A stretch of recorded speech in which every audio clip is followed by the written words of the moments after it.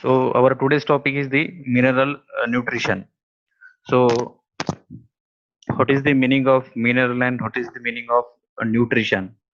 So all of you know that the every living organisms require the food for their continuation of life. So likewise, this one of the living organism that is we call as a plant. They are also required the some nutrition for their continuity of life. Okay, but uh, for example human beings, to human beings require the food in the form of that is protein, carbohydrates, in order to continue the life. So likewise the plant require the food also, but this food they are not in the form of protein and carbohydrates, they are in the form of some minerals. Okay, and these different minerals they are present uh, in the media in which the plant they are growing. Okay, for example the we know that the mostly the plant they are growing in the soil. Okay, so the whatever these minerals which are present in the soil, they are the source of food for the plant. And that's why the whatever the food which are required by the plant for their life is they are in the form of mineral. And nutrition means that on the basis of their utilization, the growth and development of that plant is depend upon the absorption of or utilization of these mineral elements. So that's why we called as a nutrition. So in total the mineral nutrition is that is the absorption and utilization of mineral nutrients which are present in the plant, so by the plant, is called as a mineral nutrition. Absorption and utilization of mineral elements by the plant is called as mineral nutrition. And this nutrition or the whatever the mineral nutrient which are present in the soil, they are in the form of, we know that there are two whatever the complex organic compound, they are they are in the form of that is we called as organic form, and another that is simple form is called as inorganic form. So there are two types of these substances. They are particularly exist in two forms, that is organic and inorganic form. So organic form is that this is called as a complex organic compound. Complex organic compound means that they are having the complex structures. That's why it is called as a complex organic compound. And inorganic means that once these complex organic compound they are hydrolyzed or they are break down or they are decomposed, then they are from the inorganic compounds or inorganic that is the substance or inorganic ions. So it is called as a inorganic substances. So particularly these mineral elements or mineral nutrients which are present in the soil, they are referred to an inorganic ion which are obtained from the soil and they are required for the plant growth. Okay, so whatever these nutrient which are present in the soil, the plant required this nutrient for their growth and development. So that's why they are absorb and utilize these mineral nutrients for their growth and development. So particularly the once the in your mind the concept should be clear that whatever the nutrition which are required for the plant for their growth and development, so the plant get this nutrition or nutrient from the soil, they are in the form of inorganic only, not the organic. So whatever the nutrients which are present in the soil, they are in the inorganic form, and that's why they are absorb this nutrient in the inorganic form. So the ultimate source of this nutrient they are the in the form of in inorganic form. Then the what are the different that is the chemical form of this element, they are called as a nutrient. So for example that is the phosphorus is required for the growth and development of plants. So phosphorus, that is the what is the chemical form of that phosphorus, that is PO4. So this PO4 is ion is considered to be as a nutrient for that plant. So this PO4 when they are absorbed by the plant, then they are utilized for the their growth and development. So this nutrition may be defined as the supply and absorption of chemical compounds needed for plant growth and metabolism is called as a nutrition. And when this they are nutrition in the form of minerals, then it is called as a mineral nutrition. And we know that there are different types of the nutrients they are present in the soil. So there are n number of nutrients they are present in the soil, but all these nutrients not necessary for the growth and development of plant. The some of these nutrients they are required for their growth and development. So, and these whatever the nutrients which are present in the soil, which are the ultimate source of nutrient, but other than the soil, the other source of nutrient for the plant is the some of the nutrient they are present in the air or in atmosphere, and some of the nutrient they are present in the water. So majority of these nutrients are the from the soil, but some of the nutrient they are absorbed by the plant from the directly from the air or from the water. So the nutrients which are directly available to the plant through the atmosphere, that is the carbon and oxygen, that is carbon dioxide and oxygen. These are the two important, that is the carbon source and oxygen source. They are obtained by the plant from the directly from the atmosphere. And we know that this particularly the soil which contain the different types of the minerals, that is we call as mineral rocks. Once these rocks they are undergoing the reaction of, that is withering, and after this withering process, that is we call the decomposition process, then different that is the nutrients or ions they are form in the soil, and these different ions they are absorbed by the plant. So the soil provide the mineral ions to the plant, and the whatever the carbon and oxygen they are provided to the, that is the by the air or by atmosphere. And in the next topic we discuss about the that is important process in which this carbon dioxide is utilized as a raw material, that is we called as a photosynthesis. And we know that this raw material which are utilized in the photosynthesis, and the after this utilization the complex organic compound is formed, that is we called as a carbohydrates. And later on in the next phase of these metabolic reactions, these whatever the carbohydrates they are decomposed, means they are break down, and this breakdown they are with the help of oxygen. So carbon is play a role in formation of carbohydrates, and oxygen play a role in the, that is breakdown of this complex organic compound. So here there is a role of this carbon and oxygen is given. Then in the soil there are n number of nutrients they are present in the soil, but not all the nutrients they are necessary for the growth and development of a plant. So how you can determine that whether this x element is essential and y element is not essential for the growth and development of plant? So for that purpose the terms, that is the essential elements is comes out. And these particularly essential elements or essential mineral elements, this term is proposed by the scientist Arnon and Stout in 1939. So this particularly they are work on the, that is the whatever what are the mineral elements which are required for the growth and development, and what are the elements which are not required for their growth and development. So the elements which required for the plant for their growth and development, and in absence of these elements the growth and development of plant is inhibited. So such type of element is called as a essential elements. Okay. So what is the definition of essential elements? The elements which are necessary for the growth and development of a plant, and in absence of such elements the growth and development of plant is inhibited or they can be hampered. So such type of element is called as a essential element. And the element which are not necessary for the growth and development, and in absence of this element the growth is not hampered or there is no effect on the growth, such element is categorized as a non-essential elements. Okay. So such elements they are present in the soil, but they are not required for the growth and development, or such elements is categorized as a non-essential elements. And essential elements means the plant which required for the growth and development. And in absence of this element, definitely there is a that growth and development is retarded, or these particularly they are hampered.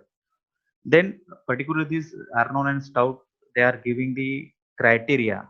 So on which criteria we categorize this element is essential for that, for the plant or for the growth and development of plant. So on that basis, the this Arnon and Stout, they are give the three important criteria for the their to determine their essentiality. So first, it is called as a criteria for essentiality of mineral elements. So first criteria of this essentiality of mineral element, that the plant cannot complete its life cycle in absence of this element. So this is the first criteria. Means if the any one of these element they are absent or they are not present for the or not absorbed by the plant, then definitely the plant cannot complete their life cycle. So such element is called as a essential element. Okay, so the plant cannot complete its life cycle in absence of this element. So this is the first criteria. Then second criteria is given, the plant or elements which are cannot be replaced by any other elements. The every elements they are specific in action. Okay, means this second criteria is determine the that role of that single element.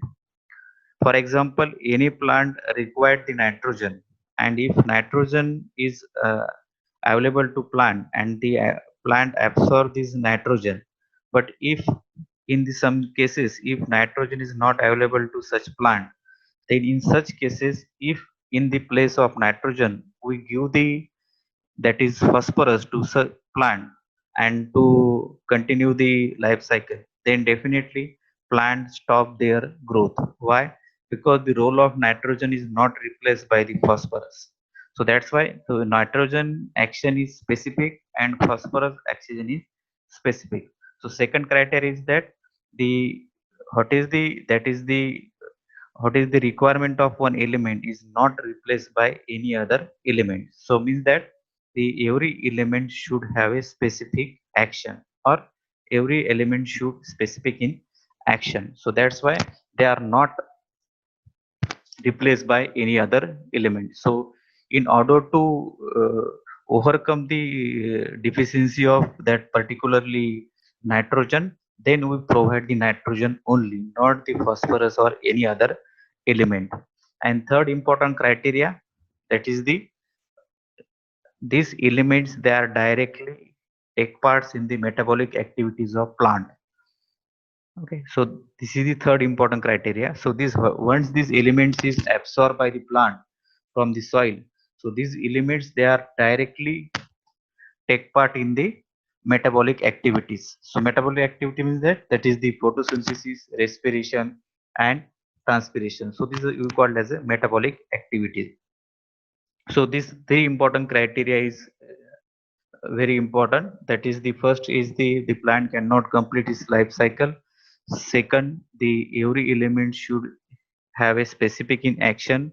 So one element is not replaced by any other element.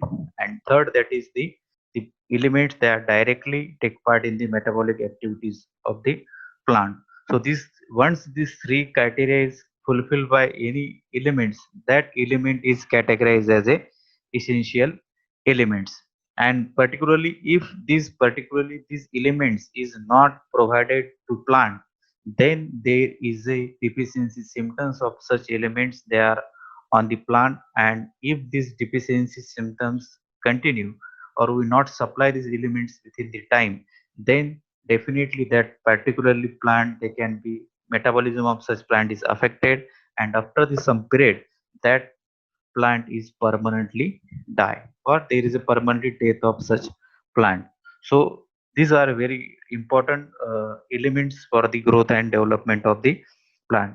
So this on this criteria, so these Arnon and Stout they are propose that there are near about 16 elements which are necessary for the growth and development of plant, and this 16 element is categorized as a essential elements. Nowadays this number is now increasing, or is increase, it is near about 18 to 19, because of there is a changes in the plant species, or there is a changes in the growth pattern of the plant. So now this criteria is given in 1939. Now there is a 2020. So definitely there is some research are there, so there is increase in this number.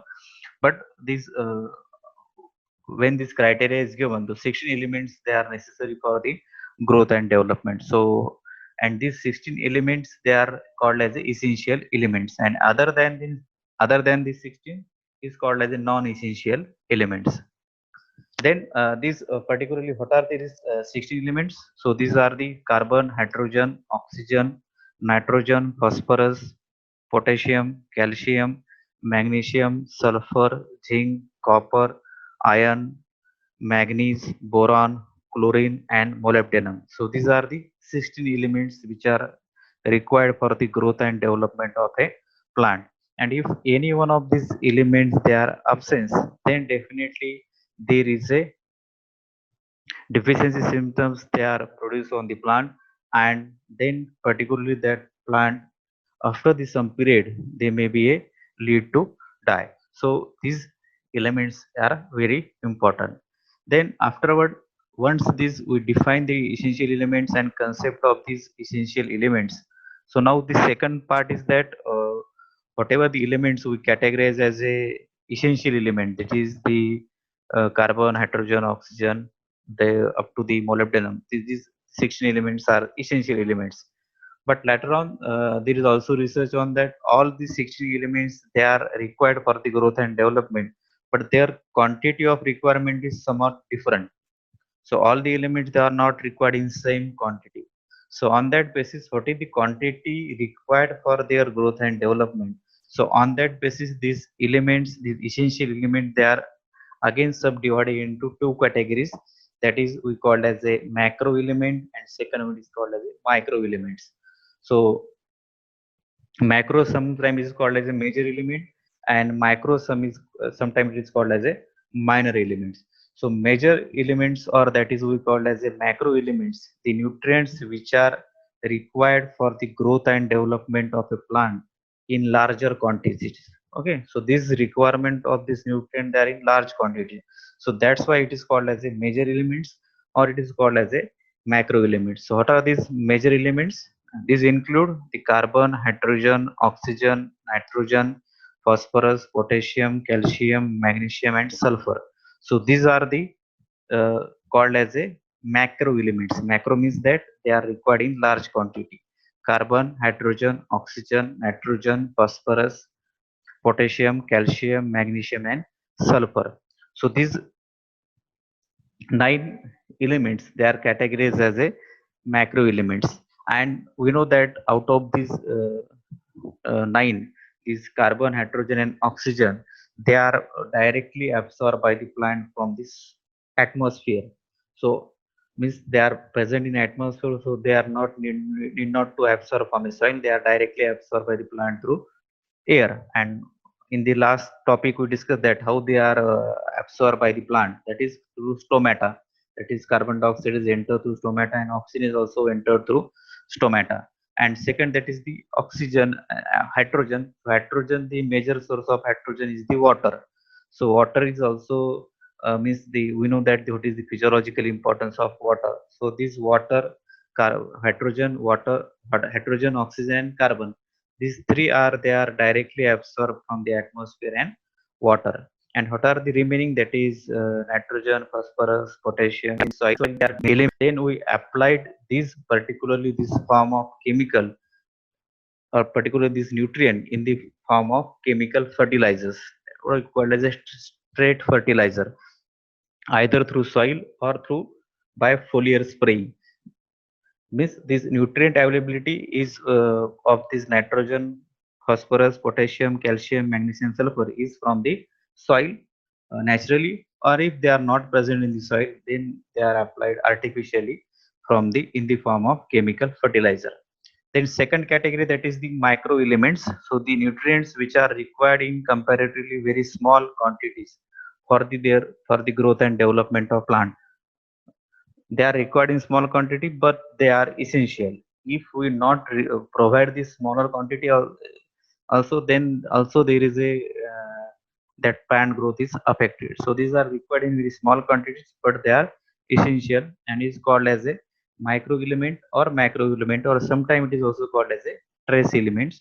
So these elements, they are, that is the zinc, copper, iron, manganese, molybdenum, boron, and chlorine. So these are the seven elements which are required in very small quantity for the growth and development of the plant.